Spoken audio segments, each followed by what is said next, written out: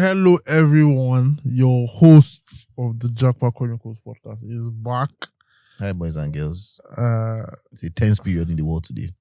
yeah, there's a lot going on in the world today, but there's peace in this room. I didn't come here to drag anybody today. I'm not even going to lie. Like, I can't even imagine what it is like for anybody that, in my opinion, if you don't have faith in God, like with all the news that is flying all around, you could also wonder, say, why am I here? when your mind just be when you hope it will not be my turn. You just be overthinking.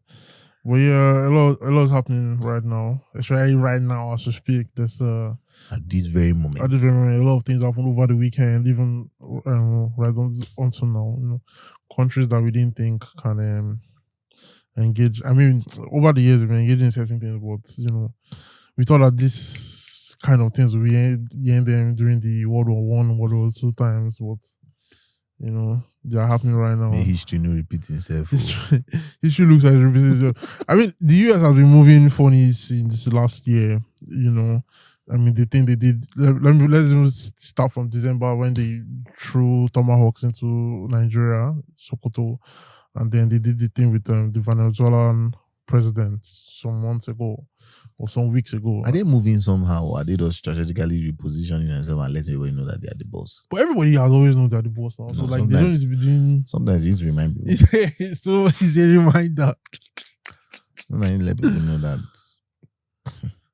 And then you know maybe your body don't scratch you. You don't develop all these things. You know, their defense budget is in billions of dollars. This is just D. They don't use them. Many people does the fuck up. Let me just flex. Let me just flex. Let's reposition the word of that. Let everybody know who is boss. Is me. Space. What do you mean by space? There are a lot of other world powers. But why world power no enter? But the problem is, and this is why a lot of people, please, I mean, what I say will not affect my application for US visa when you guys resume visa application. But like, that's one of the reasons why people don't like a lot of countries don't have issues with the US, right? They don't mind their business. Donald Trump, Donald Trump is doing the Lord's work. He's not minding his business. He's just, putting himself. When have you ever seen the president of the world? Why would the president of the world? He's the president of the free world. You don't understand what that means? Oh, true, sure.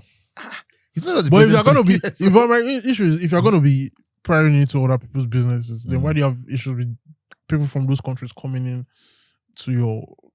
Because my country has to be safe now. I still have to press. But you still gonna be disturbing them in their own country. Man, he's not disturbing them. He's setting precedents. Things have to go a certain way, and that's those basic leadership. That's just the reality. It's going to be very hard. It's going to be very hard for most people to understand, but that's it. So you're happy with what's going on right now? I'm not happy because obviously war always has casualties. Yeah. But Iran has been moving funny. Yeah. And Iraq was dealt with. Perhaps he thinks it's time for Iran to Yeah, it's actually crazy. But I don't really understand. I don't know if you have some background, like, because I know it was Israel, Palestine, and then so how did Iran come to play and all that? So again, when it comes to the Middle East, you've got to talk about the vast resources they have. Obviously, this is not a Christian podcast. I would have said if you go back to the days of the Bible, where it seems like there are certain blessings in certain places. But there are about 7 countries that are very, very blessed, particularly with oil. Mm-hmm. You've got Kuwait, Oman, the UAE, Qatar, Iraq, Iran. I feel like I'm missing somebody. Saudi Arabia. Right? Yeah. That's 7. I still think I'm missing one. But again, they are blessed. And obviously, the predominant religion in that place, again, which is part of the problem, is our friends. We say the children of the born woman, our Muslim friends. And so what happens is that everybody then begins to have, allies, right? And the Middle East tends to align with Russia and China because of the kind of sort of dictatorship that has been going on there for, the better part of like 30 years. While the US tries to be the umpire for everybody. So obviously, in those 8 countries, about 5 of them are very strongly allied to the US. And so obviously, from Bill Clinton decided dealing with Iraq, trying to get them in line. Obviously, then World Trade Center, Osama bin Laden, and it does seem like something shifted then, right? And so now, Iran, obviously, with nuclear regulations and things like that, the US probably just feels like, it's time to deal with, all these leaders on that side. Let's get a new crop of people going. Now, what's going to happen is that because the US is heavily invested in Oman, Kuwait, Saudi Arabia, Qatar, and UAE particularly, you have US citizens in those countries, you have US bases in those countries, which is really where security and how those things are controlled. So what you then have also is, so the last country is Israel, right? And so that's the US strongest ally in that side, And so because of the Palestine thing, this the Hamas and all these things. So so these tensions have been brewing, right? And Trump does feel that it was time that it seemed like the supreme leader who is now late, was moving from somewhere, and he does eliminate. I think he eliminated like the top 6. Yeah, and then I'm told that the new guy. Actually, allegedly, I heard that they took him out as well. So that's that. Now, what I think would happen is that the 3 rich guys, Saudi Arabia, UAE, and Qatar, would then obviously still go back to the US and say, look, we are the casualties when Iran begins to try and retaliate. Come and protect us. So I actually heard that they tried to bomb this is Burj Khalifa. Yeah. In Dubai. Now, what people don't realize is that Donald Trump met, I think, is the US $37 trillion in debt? And so the people who usually give them money are their allies, Japan, Saudi Arabia, who have a lot of money. Yeah. And the US is like, I'm doing all the work, perhaps so, right? Just like some analysis. I like to, read the deep thinkers. I'm doing all the work and you have all this money. So I'll protect you now. Give me some money. And that's probably what's going to happen. Yeah. And so, again, it's just really to stabilize the area. But what has happened now is the last 4 or 5 days, a lot of the airspaces in those countries have been closed down. If you have pilgrims in Israel, this is not the first time. People still go to pilgrimage in Nigeria, regardless of what goes on in Israel. Obviously, Israel has this dome and this very super defense mechanism, right? And obviously the US did that for them because they are in the middle of all these enemies. Yeah. But So that's sort of a summary. Yeah, for the pilgrimage part, I don't think most of the war is not happening like on the Israeli side. I think it's happening more on the Iranian side. It's happening more on the Iranian side. That's actually a scary time because these are things that I was reading like in history books where the world wars and all that, and now it's starting to look like it's happening. Well, I was going to ask though. You mentioned like it wouldn't affect pilgrimages and all that, but like, okay, so for example, you can see how when the Israel-Palestine thing was getting heated last year, and then some students, I think in Harvard or so, went to protest for Palestine. Yeah. You can see how it kind of affected immigration in a way where Donald Trump, suspended international students. And that's really the dichotomy of why this podcast is really important to me, is that when it comes to immigration, there's ebbs and flows where it's like in Harvard or any of these top schools in the US or UK, they have a 30 to sometimes 40+% international student body. Yeah. And what happens in the home countries of these international students really matters to them, hence the protest.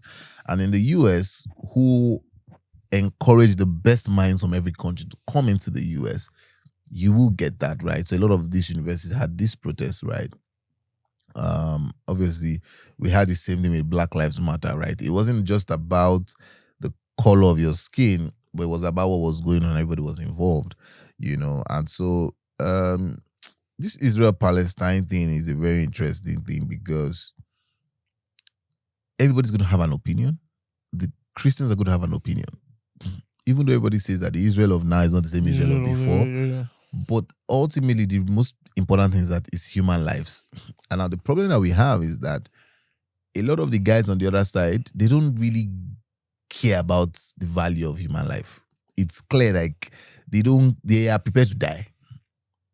Right? In our brother, obviously, Israel Adesanya, who in going into round 5 of his title fights, against Kevin Gastelum, said, I'm prepared to die.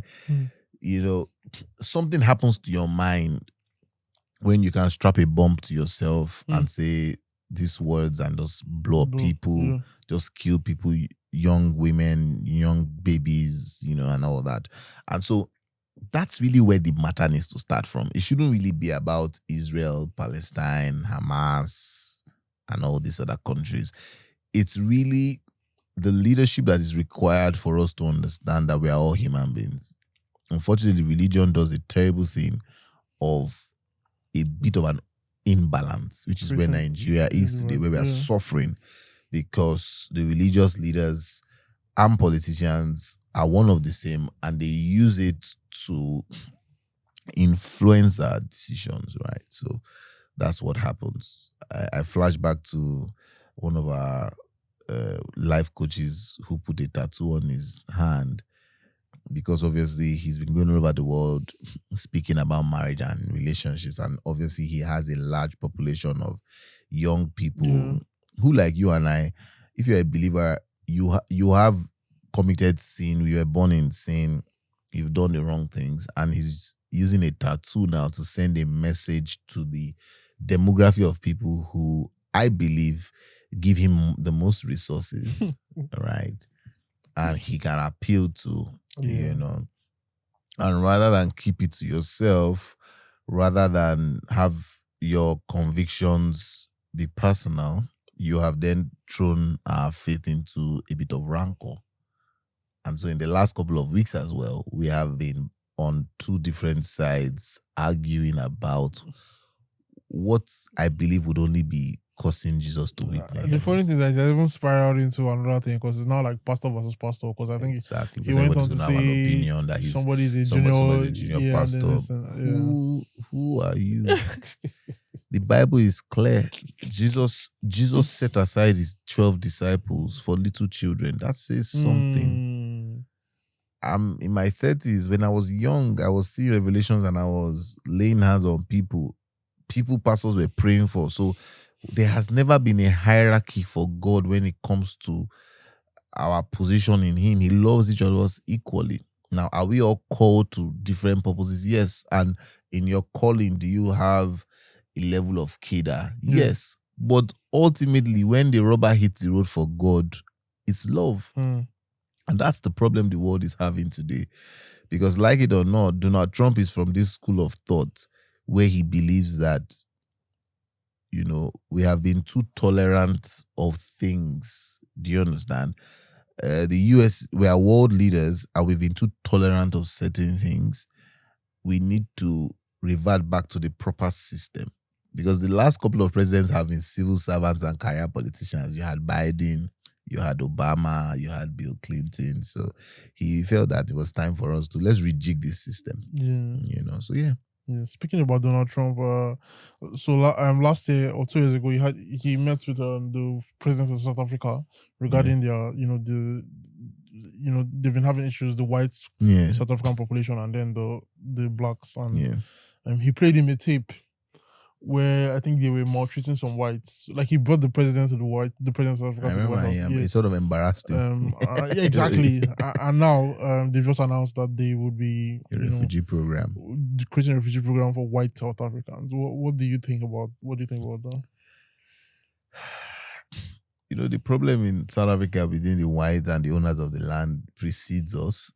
And the thing about history is that depending on how much of it you read, and there's always going to be two different sides. Yeah. If he's going to repatriate these white guys back to the US, all well and good. But the South Africans, like most of us Africans, have felt oppressed. They have felt for a number of years that they are second-class citizens in their own country. It's a place I hope to visit this year. And obviously, I already have a lot of friends there. I mean, I was in Saudi Arabia for the World Academic Summit, and I had the University of Cape Town delegates, other people from South Africa. So it was a pretty interesting, a lot of conversations happened, and yeah, they reiterated some of the things that we've heard and we've seen. So, I mean, it's good for the whites that they get to go back to their country. It's better they go back to their country and allow these guys, rule. Now, on the other side, I feel strongly that it's just pretty sad that Africa, we don't have really good leaders.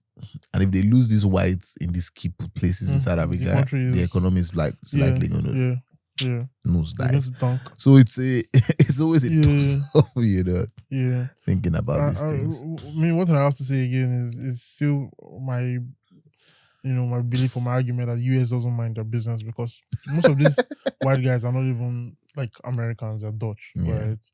And like there's a huge Dutch community over there, but then America will do what America does and just pry into other people's business. And it's funny because they would these same white guys will complain when things are going bad in their country. They will complain that it's immigrants that are destroying their country and all that. They will push blame to the problems, right? Instead of blame the politicians for mismanagement and all that. But they're still now trying to bring in, I think it's 4,500, refugees into their country, right? And it's just funny because on the other hand, you would also blame refugees for where your country is. So it's a very dicey situation.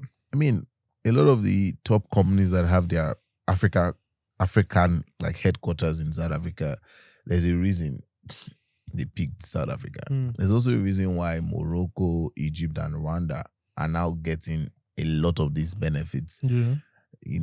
Every billionaire in dollars is concerned about his own resources. He doesn't really care about you. He's not cares about is there stability here? The government of the day, are they able to help my business to continue to thrive and all that? That's what is most critical to them. Nobody really cares about any other thing. But I mean, it's an interesting time, right? The US is, they're just, I mean, to be fair, they have the elections coming up, I think next year or in 2 years' time. So I think that they're trying to straighten, what's happening on the outside world, so it doesn't.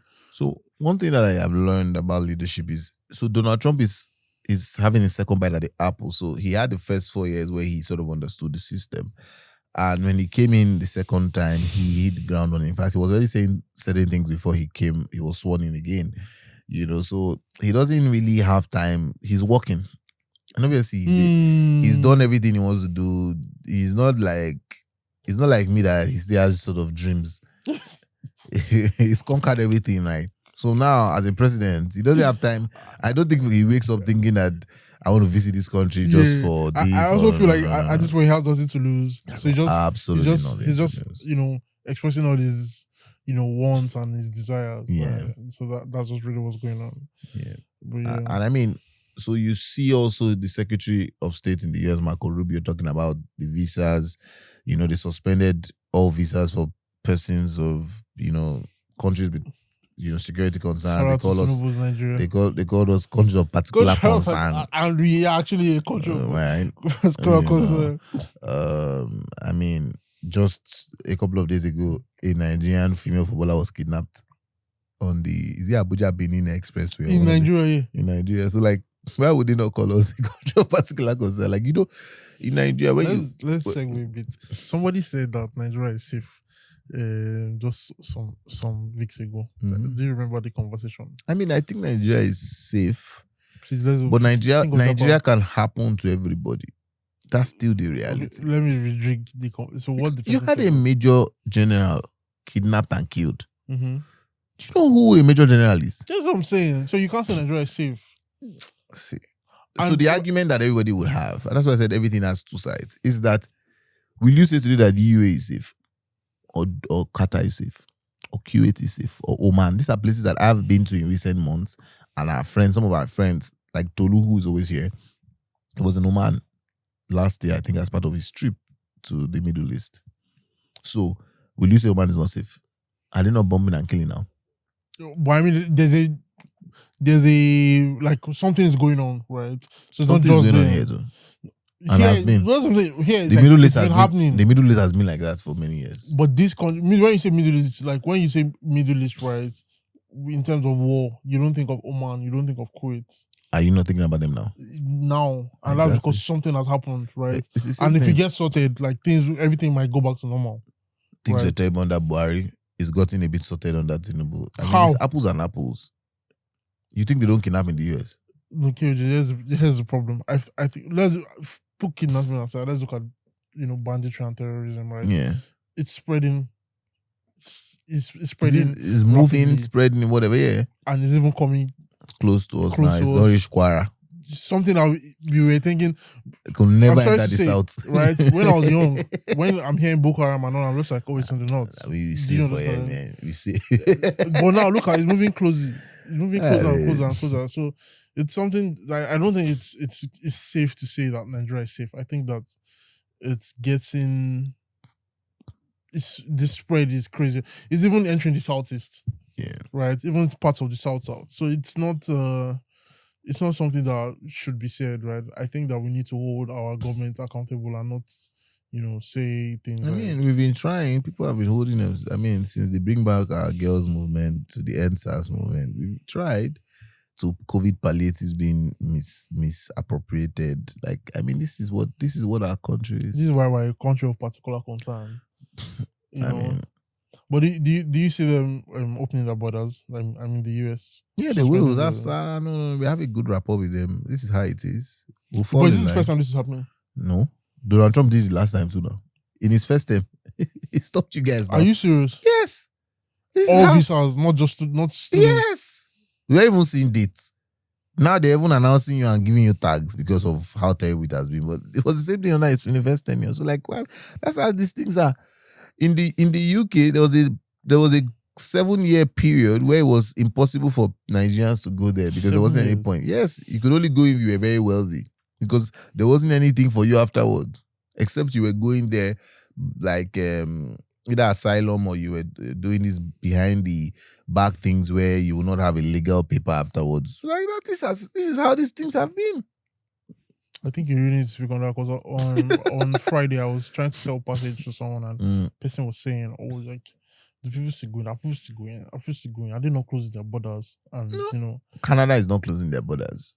Canada has only adjusted in a way such that there's been a 20-25% dip when it comes to the amount of students who are now, in Canada, particularly students from our own, sub-Saharan Africa. They are focusing on countries that have a track record of fraudulent documents. They're spending a lot more time, verifying. Obviously, they changed their living expense. They doubled it really when it comes to what they expect you to show for your proof of funds from 10,000 to 20,000 plus. But I mean, and like you just said, with Passage, we have right now 6 colleges where we are funding undergraduate diplomas and postgraduate diplomas in certain courses that Canada deems necessary for their economy. So that country is not closing their borders, right? A lot of these countries are looking for husbands for their daughters, right? These things ebbs and flows. People die every day. Yeah. So yeah, it just depends. But there are also places like the US where I understand that it's not just you guys that are flooding the US. So you're not the biggest immigrants now. So like we nag and honestly, I want to use one word, man, but we nag and be about this. Someone actually dropped the statistics. Like we're not even like top we don't 5. even take consequential. The only benefit is that when we go there, we excel. But then there's also a small smidget of people who go there and do anything. And there are more nationalities that do that and also like how many when they do movies, don't you hear more of Mexican drug cartel and Colombian drug cartel than you hear Nigerian? I mean, let's miss me with all that. 100%. So yeah, but speaking about countries closing their borders, the UK just announced that half of their universities are facing a deficit. And I told you now, that's how it is now. It ebbs and flows. Yeah, with the UK, it ebbs and flows because a working system the government and certain institutions are like, it's a marriage. A lot of these schools also are public schools. A lot of them are funded by the government. A lot of the schools abroad, they depend on research grants and government interventions to survive. It's not just your school fees. Yeah. Let's set aside the fact that there's still an ongoing conversation about why in the UK and Canada, for instance, their own indigenes and residents will pay maybe £5,000 for a course where you as a Nigerian student will pay £12,000. Do you understand? Yeah. Now, for me, I'll tell you, it's the cost of doing business. You're looking to get into that school, go to a global institution, you want a residency and a job afterwards, you're tired of Nigeria. Good, if that scratches your bones. But if you're going to spend 25 million naira to go school there, it better be worth it. Do you understand? Yeah. But in the UK right now, because there has been a dip in national students coming in because they can't come with their spouses. Because, I mean, who wants to travel and not go with their spouse? How long? I get to travel a lot. Once I'm gone for 2-3 days, I begin to miss my wife and my children. That's really just how these things are.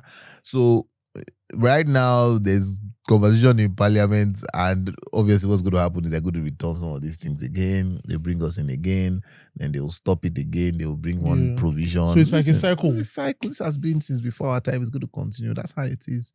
And again, you must understand that governments are run by people. People are put there by people. So the next coming election is going to determine who goes there. And when they are campaigning, unlike your country here, the person that is campaigning is saying what he's going to do when he gets there. And he dare not lie. So it's not like he's going to go there and then he will now not do what they know born them well. He has to fulfill his promises. So if he went there campaigning that you're going to stop immigration, they will stop the immigration. And then when they realize as a collective so they need these people. that they need these people, then they will change. And then the guys at home will say, oh, you went there and changed that bit. Then they'll put another person. That's just how it is. It's a cycle. It's a cycle. And that's what life... And again, it takes me back to Lion King, the cycle of life. That's really what it is. Like, that's how it is. These things are not going to change. While waiting for something to change, something drastic to change. No. There would always be wars. Now, God forbid I don't want world war, whatever, in my own time, in my children's time. But greed and terrible leadership is always going to make for wars. So what you may have now is that as we evolve, we now put mechanisms in place whereby we reduce how big or blown it can be. So there are a lot of conventions that have happened, NATO alliances. So we do checks and balances. Great. But eventually, one person is going to move mad, e.g. North Korea, Russia, and then decide that, F you guys, I'm going to do what I'm going to do. Yeah. Who wants to say that Russia and China are not backing Iran right now? True. On the low.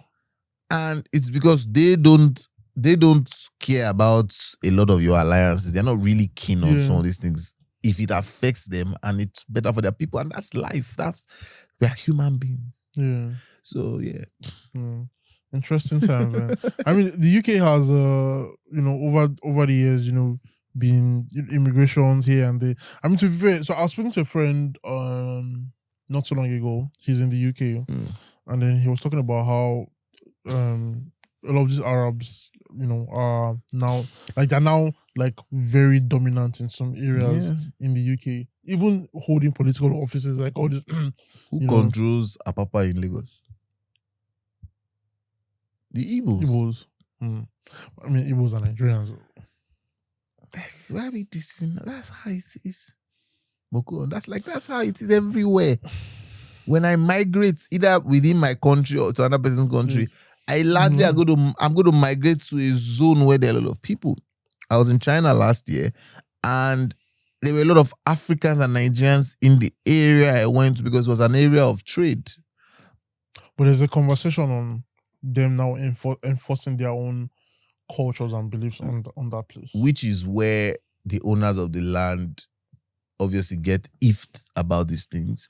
And I also think that they are responsible, because if you don't have laws that protect your people, the average person is going to take advantage of it, right? Now, call it stealing, but if I leave money here and I say you can take the money whenever you need it, and then I'm not around for a long time, and then I see opportunity, what do you think I'm going to do with the money?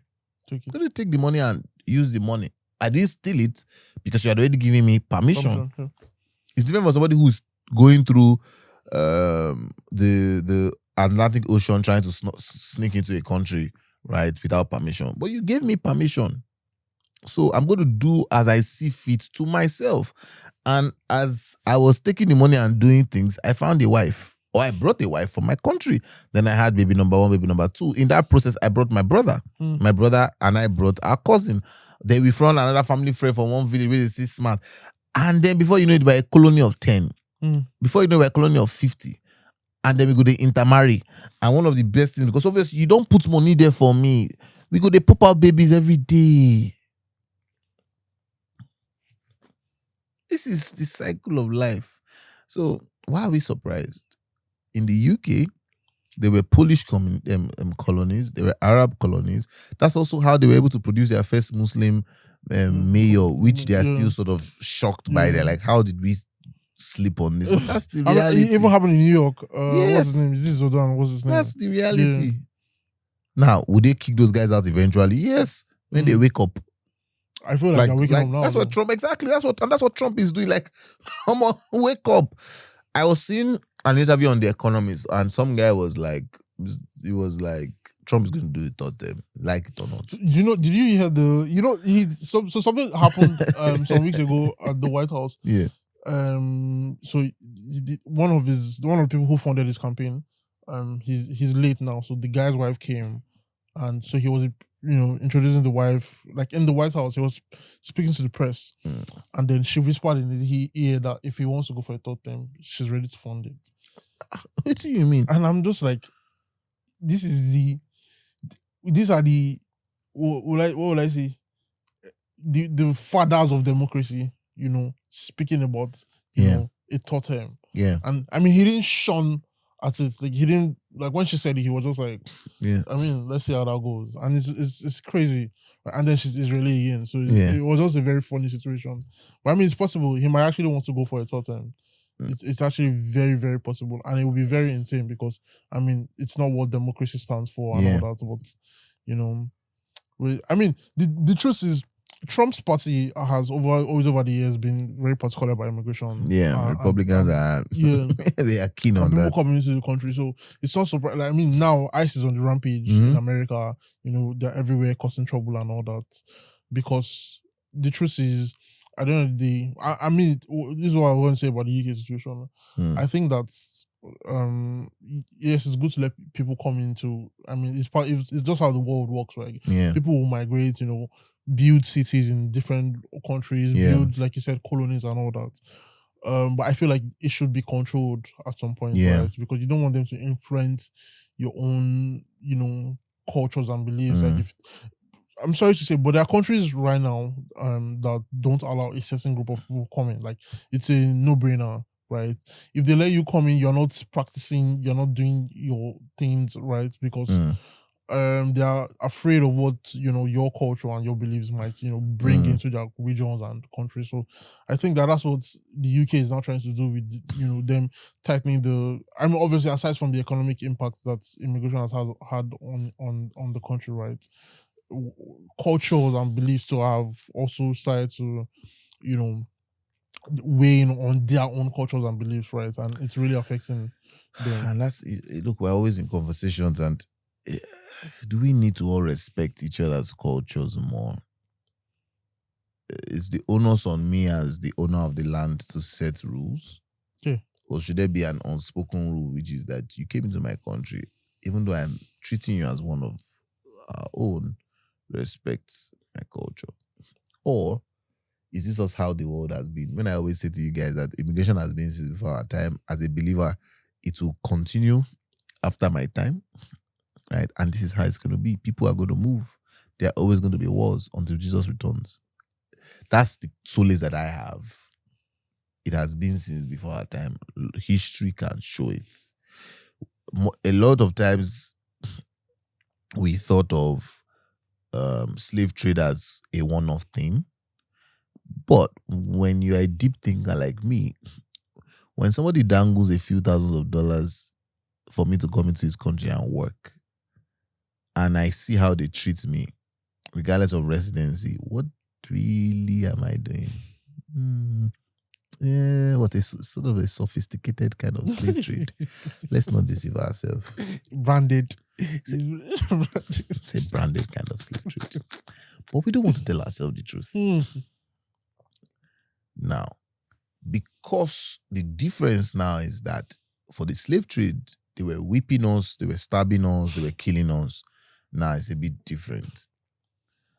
Now they're only calling us monkeys. They are only calling the cops on us. They are only frisking us. So it's, you know, saying, but nasty sort of the same thing. Yeah. And so every man has the opportunity to make a decision for themselves. And so when you are there, one of the things you have to ask yourself is, I understand the system. I'm here for a moment, and then I can go back, or I can pivot somewhere else. That's the reality. And so what I said to myself many years ago was that I was going to get enough knowledge, I was going to build a network, and I was going to allow Jesus Christ to help my heart, such that whether I was in Nigeria, I was in Canada, I was in UK, I will be blessed and successful enough to have a peaceful life. Because peace is not going to be whether I'm living in America, or I'm living in Canada or Australia. Peace is where Jesus is for me. And the fact that I did that, and then I got married, had children, I've even adopted a child, and I'm in peace. The Bible says it's peace that surpasses all understanding. Yeah. So today, should I need to move out of Nigeria, I don't have to worry myself. Yeah. Not because I have money, but because I have gained a knowledge and an exposure, right, that allows me to be able to live any way I want to live. Yeah. Unlike people who live on the fast lane. Some people live on the fast lane, so they move across anything. So let me give another example. I was in the US and in Europe last year, and one of the things that really struck by me was that on one line, so like in Surulere you have Bode Thomas, right? In Okpebi you have Okpebi Allen Avenue, where it's like on one line there are like 7 major fast foods, you know? And in my mind I'm like, oh, so this is the thing that is happening, because you move from the fast lane, KFC today, Subway tomorrow, Dunkin' Donuts the next, Popeyes the next, you know, Five Guys the next. And so that's what usually happens to people, particularly when we are young. So we just move from the next best thing to the next best thing to the next best thing, whereas there will be nothing like home cooked food. That's the reality. Mic drop. So I mean, it's the same thing. I mean, what you just said is what a lot of this. Like I said, what even started this conversation was, I remember the friend talking about Arabs in the UK, and like, it's the same thing he was saying, right?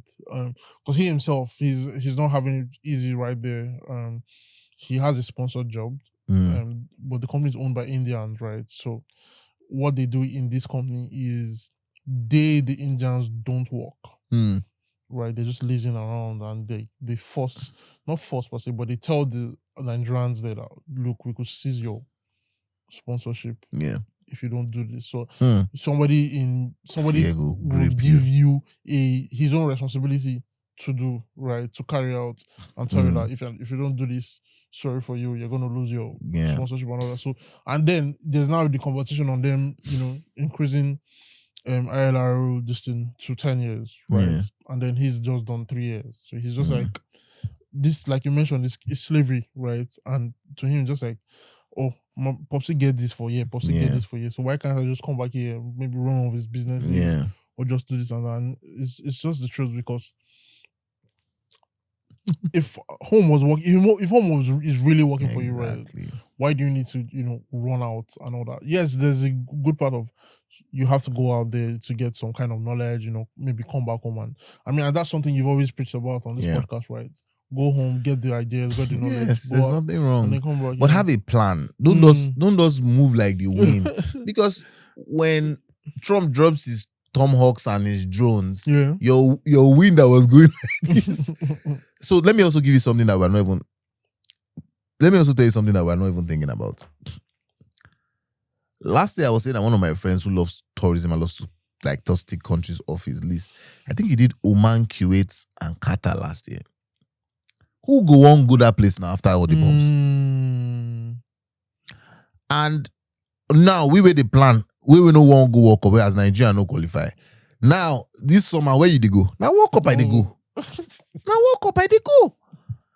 And that's the reality because all of a sudden the Middle East will now seem a bit unstable. Yeah. They just bombed Aramco. Saudi Arabia's one of their oil companies, the biggest one.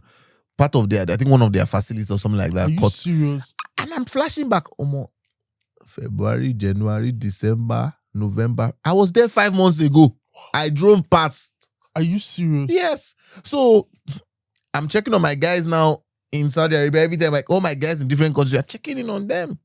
Right now, Saudi people are stranded 4-5 days. The government is interfering because the airspace is closed. Me where they connect UAE to Germany and they connect Doha to Canada. Sorry, now 5 days I don't stay stranded. Like that's the reality. I saw on Twitter. So the guy said his wife is a Canadian citizen. And Yeah. they are planning to. They were planning to go to Cancun for holiday or something. And then the whole thing happened in America where like they killed that cartel boss and like the cartel basically shut down the country. And then the Canadian embassy sent.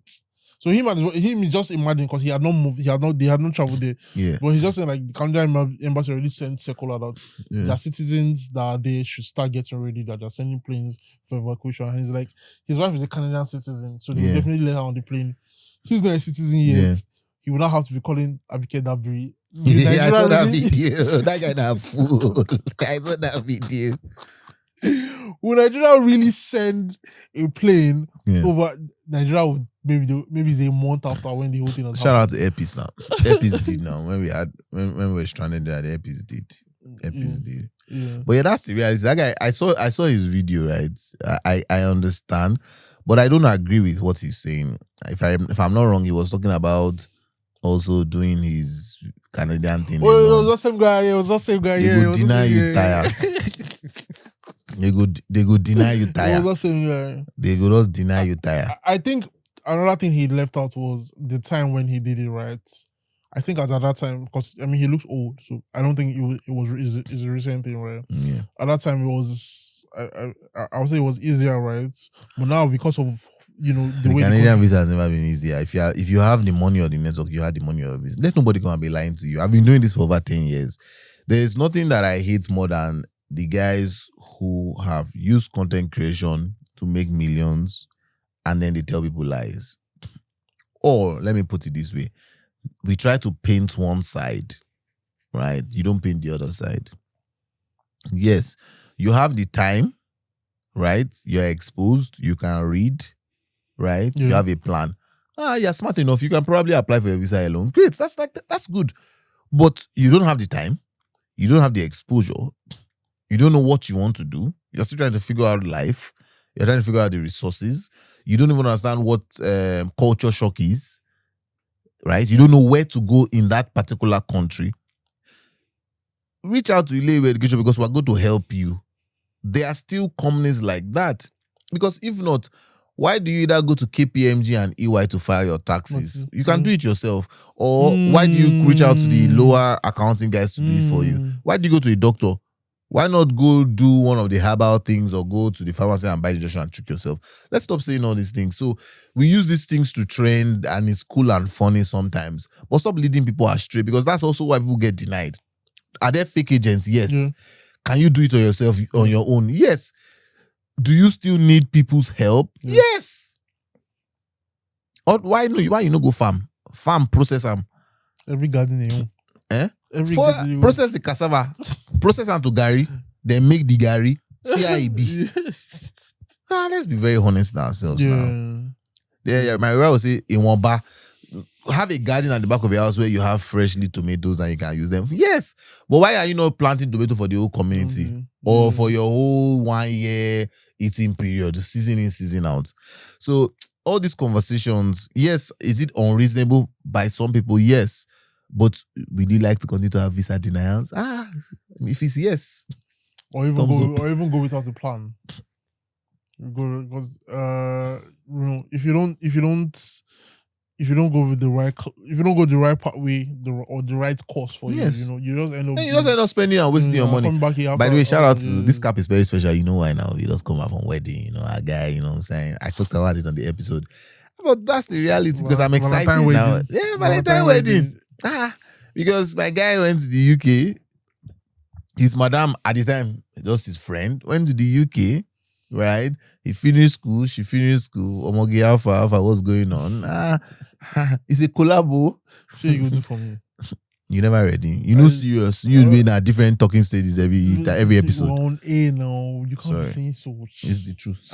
It's It's different talking stages. No, I'm getting Even for inside office, I don't know who your eye they on now. Now Ibuku now, they see you and Ibuku they do cat and mouse. Raise for your hand office. here, please. Are we? But yeah, but anyway, let's focus on the reality. You fake agent deal, but follow no road though. I mean, it's the same. You even gave an example. Very recently, you talked about how like they are quacks, right? But you will not now say because they are quack doctors, don't now go to see any doctor. You will literally, or you now say you want to stay at home and self-medicate. Yeah, it doesn't work that way, right? The truth is, in my experience, right, working in immigrations, like people literally. How will I put it? Not like I would just say they don't know anything and they always find ways to cut corners and all that. I really want to say this today because you just use the right word. We work in the immigration space, right? In a better country, our sector should be regulated directly by the immigration, ministry or foreign affairs as it's called. Yeah. Immigration is a sector just like medicine, just like law, just like engineering. So part of the biggest problem that you have is that people think, particularly with the advent of technology and AI, that there's certain things you can do on your own. E.g., today too, I see on social media ladies using AI and videos to be able to redesign their houses and all that. Yeah. Whereas somebody went to school to do interior design, somebody went to do carpentry. So the reality of the matter is that these things happen across sectors. It's just easier here because people think that for the value that is being asked for, they can do it themselves or they rather do it themselves. So look, let's not go and defend yourself in court now. When you may they catch you or may they person accuse you or something, you go and tell the judge that according to so there's one term they call it, one Latin term. And let me they defend myself and see how you go lose. See, me we love legal film. I was watching one legal series. I think is it Boston Legal. I'm not sure if it's Boston Legal. One, no, not it's an old one. I know you'll be young in old one like this. So this guy had stolen a phone, and they gave him this hotshot lawyer. They do all these pro bono cases, so they just assign him. The one forgot. So he has stolen the phone for 2 days apparently. So the DA's team that was assigned, the lawyer that was assigned to the case, was insisting that the guy had stolen a couple of times. They had caught him that they are not going to let him off and all that. So they entered court. So the guy started narrating his case to the judge, and he did not state certain things about the possession or how the guy stole. He just explained what happened and said he wanted the judge to find the guy guilty. So when the female lawyer, who is a hotshot lawyer, who had begged him, and she warned him, when she started, she was like, well, the conversation is about intent. Did he take the phone? Yes, he took the phone. He could have taken somebody else's phone by mistake, right? And the fact is that the intent was not to steal. On case end be that too. Now the guy say no, saying a possession. She said, "Na double jeopardy. Now no be waiting. You can't talk with this." Judge just say, "I'm inclined to agree, not guilty." And the judge actually told the guy that stole the phone that you got lucky. Now my point is that imagine I go defend myself against lawyer we get all this experience. They don't use technicality, kick me out. That is the experience that a proper immigration consultant has. Either for visas, or if the person is focused on tourism or focused on education. It's the research, it's the time And it's the time spent. Now, do we need the Ministry of Foreign Affairs to regulate us and 100%. state, oh, you need to have 5 years experience here or certain certifications? I agree. But to now say that, no, quack agents and all that, no, you will fall into terrible places. That's the reality, you know. So, so that's that about that. Yeah. These sectors are just like the regular everyday sectors that we have, right? So it's just about adjusting. I can't count how many people have come back. Maybe they'll come for first consultation and then they're not saying, after you don't give them all the advice, so they can do themselves. Then they'll not come back. I don't look them. People think that I'm a fool by for giving people my time. They don't understand that everything is paid forward. Yeah. People don't understand that things are paid forward. I mean, very, very, very funny situation. But yeah, guys, I think we've exhausted our time today. We've had fun. Very interesting conversation. Shout out to Donald Trump, my guy, my G. I was going to say, but I'm praying for peace. I'm praying for peace now. Anybody that's going to help us sort of balance the world, because that's what I see it as. All these aggressive guys who are just killing without cause. He's not killing without cause, so I don't have any. He's not irrational. so shout out to our guy. Yeah. Hopefully, maybe by the next episode, they don't come out us from particular concern. But it's not possible now because the rep, the team he put in charge more submitted his report and it was detailed. So we're going to be here for a while. How long did Dubai ban us? It was up to a year now. We'll be here for a while. It was up to a year. It looks like we'll be here for a while. All right, guys. Thanks for listening to another lovely episode. Yeah, reach out to us at Jaffa Partners. Yeah. Level Education. Well, this is the time to do Schengen. Oh. Lovers, those of us who want to watch Classico, May 10th, El Clasico. Hopefully, Madrid no go disappoint me. It's actually going to be the title decider. I won't go. Last one is actually very tight. So, guys, this is the time to apply. Don't say you want to apply 2 weeks. Or you want to apply for a Schengen visa now 6 weeks too. Sorry, right? If you want to watch Arsenal, hate watch, or if not hate watch, or fan watch, come apply for your UK visa, right? But guys, and obviously Canada still remains a hot thing, right? Reach out to us, send us a DM. Scholarships, yeah, loans, it's been real, guys. Whatever, it's been real. Bye, guys. If you didn't, you didn't. Bye, guys.